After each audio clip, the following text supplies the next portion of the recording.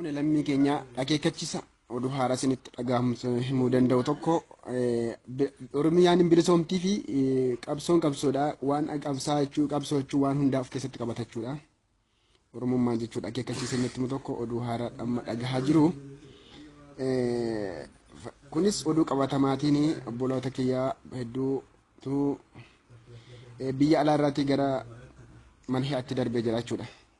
Kunis maali dubartoonni yookiin kanneen xalabaa jirtanii kontiraaktii akka fixanii hin galle dabalachuu qabdu. Maaliif waayaanneen boolee keessa dhaabbattee fuutee uummata akka xiyyaararraa bu'etti manhiyaatti harmeef haatiif ilmee otoo walitti bo'uu haatiif ilmee otoo walitti boossu haatiif intala otoo walitti bo'anii abbaaf obbolaan otoo walitti bo'anii otoo obbolaa waliin qabsiisin akka xiyyaararraa fuutetti manhiyaa ukkaamsaatti dabarsaa jirti.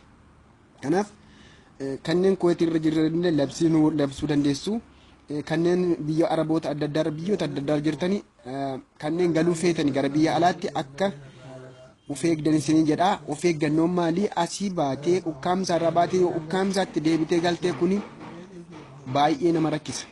Asuma teessee saba kee kana isa caakkaatti baqatee jiru obbolaa kee isa manarraa gallatame haadhaaf abbaarraa adda ba'ee jiru kana gargaaruu itti gubattee sii wayya malee akka kanaatti waayaanneen uummata mana hi'aarraa akka xiyyaara bu'eetti boolee irratti qabdee mana hi'aatti gaggeessaa jirti. Kunis soba otoo hin taane ijoollotan durbaan shamarran hedduu baay'ee xalabaa kontiraata fixanii galanii kana biyyuma Suudiirraatii guutee mana